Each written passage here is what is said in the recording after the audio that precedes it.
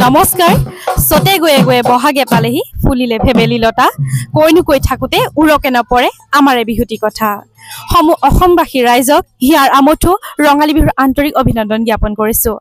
আমি বৰ্তমান উপস্থিত আছো হকৰাহী পদ্মতা ক্ষেত্ৰত আৰু আপুনি আৰু পিছফালে দেখিব পাইছে অজস্ৰ কণ কণ মইনা মইনিয়ে নাচনিয়ে নাচ শিকি আছে। কিয় জানেনে? হকৰাহী ৰঙালী সন্মিলন 2025 বৰ্ষ অহা 5 বহাগ লগতে 6 বহাগ ইংৰাজীৰ 19 আৰু 20 এপ্ৰিল তাৰিখে অনুষ্ঠিত কৰিছে।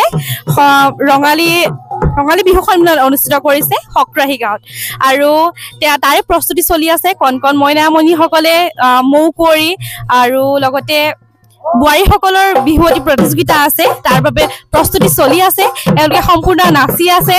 পিছফালে বোৱাৰীসকলো বহি আছে বা যুৱ যুৱতী বহি আছে, তেওঁলোকৰো এতিয়া তাৰ পাছতে তেওঁলোকৰ প্ৰেক্টিচ হ'ব। এতিয়া বৰ্তমান মৌ কুঁৱৰীয়ে প্ৰেক্টিচ কৰি আছে আৰু আমি তেওঁলোকৰ ওচৰত যাব বিচাৰিছো। এইফালে ঢুলীয়া পেপুৱা সকলো উপস্থিত আছে ন, আমি কণমানিসকলৰ ওচৰত যাব বিচাৰিম।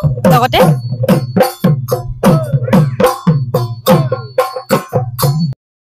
আমি এগৰাকী মৌ কুঁৱৰীৰ ওচৰলৈ আহিছো। নমস্কাৰ। নমস্কাৰ। প্ৰথমে তোমাক বিহুৰ শুভেচ্ছা যাচিলো। ধন্যবাদ, আপোনালৈও থাকিল। ধন্যবাদ। এতিয়া কি প্ৰেক্টিচ কৰি আছা? আমি এতিয়া বিহু শিকি আছো। কিহৰ বাবে? আমি ইয়াত যিহেতু আমাৰ ইয়াত মৌ কুঁৱৰী কম্পিটিশ্যন আছে। আমাৰ ইয়াত 5 বহাগ 19 এপ্ৰিল শনিবাৰৰ দিনাখনি আবেলি 2 বজাত আমাৰ মৌ কুঁৱৰী প্ৰতিযোগিতা আৰম্ভ হ'ব। সকলো আহিব। লগতে আৰু কি কি প্ৰতিযোগিতা আছে ইয়াত? আমাৰ ইয়াত বোৱাৰী প্ৰতিযোগিতা, তাৰপিছত সৰু বিহুতি, বৰ বিহুতি, তাৰপিছত আৰু তেনেকৈ আৰু বিহুৰ প্ৰতিযোগিতা আছে। সাংস্কৃতিক অনুষ্ঠান আছেনে? হয়, আছে। সাংস্কৃতিক অনুষ্ঠান ৰাকেশ ৰাণ আহিব আৰু তোমালোকে ৰাইজক মাতি দিয়া। আপোনালোকৰ ৰাইজ সকল আপোনালোকো আহিব বিহু চাবলৈ। এতিয়া কোনে কোনে শিকি আছে?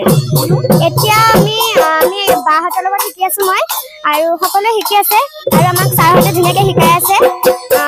আমাৰ ইয়াত দুজনীয়া কাৰ্যসূচী। ধন্যবাদ। ইয়াৰ লগতে যিহেতু তেওঁ কৈছে যে বোৱাৰীৰ যি বিহু প্ৰতিযোগিতা আছে, আমি বোৱাৰীসকলৰ ওচৰলৈ আহিব বিচাৰিছো। খুৰীহঁতে খুব ধুনীয়াকৈ নাচি আছে। আমি জানিব বিচাৰিম, তেওঁলোকৰ মনৰ ভাৱখিনি জানিব বিচাৰিম। নমস্কাৰ। সৰ্বপ্ৰথমে আপোনালোকক ৰঙালী বিহুৰ আন্তৰিক অভিনন্দন জ্ঞাপন কৰিছো। আৰু যিহেতু হকৰাহী ৰঙালী বিহু সন্মিলন 2025 বৰ্ষ 19 আৰু 20 এপ্ৰিল হয়তো আপোনালোকে অনুষ্ঠিত কৰিছে, তাৰ প্ৰস্তুতি কেনেকুৱা আপোনালোকৰ? তাৰ প্ৰস্তুতি বৰ্তমান ভালে চলি আছে। প্ৰথমে ধন্যবাদ জ্ঞাপন কৰিছোঁ আমাৰ ৰয়েল কে কালচাৰলৈ। ভাল লাগিছে আপোনালোক আহি আমাক দুআষাৰ ক'বলৈ সুবিধা দিছে। আমাৰ বোৱাৰীসকলক, বোৱাৰী বুলি নকওঁ, আমাৰ লগতে বৰ বিহুতিও লগতে আছে।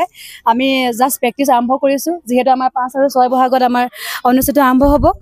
তাত আমাৰ আছে প্ৰথমে পৰিৱেশ নিকাৰণ আছে, তাৰপাছতে আমাৰ বাৰেৰহণীয়া সাংস্কৃতিক শোভাযাত্ৰা আছে, তাৰপাছতে আমাৰ বিহু মঞ্চ উদ্বোধক আছে, তাৰপাছতে আমাৰ ঠুনুক থানাক বিহু প্ৰতিযোগিতা আছে, মৌ কুঁৱৰী প্ৰতিযোগিতা আছে, সৰু বিহু প্ৰতিযোগিতা আছে, আৰু লগতে আমাৰ পিছদিনাখনলৈ আমাৰ বৰ বিহুতি প্ৰতিযোগিতা আছে, বোৱাৰী বিহুসকলৰ প্ৰতিযোগিতা আছে। তাৰপাছতে আমাৰ দলীয় বিহু আহিব। বহুত জেগাত নিমন্ত্ৰণ কৰা আছে, দলীয় বিহু আহিব। আৰু তাৰপাছত বঁটা বিতৰণ আছে।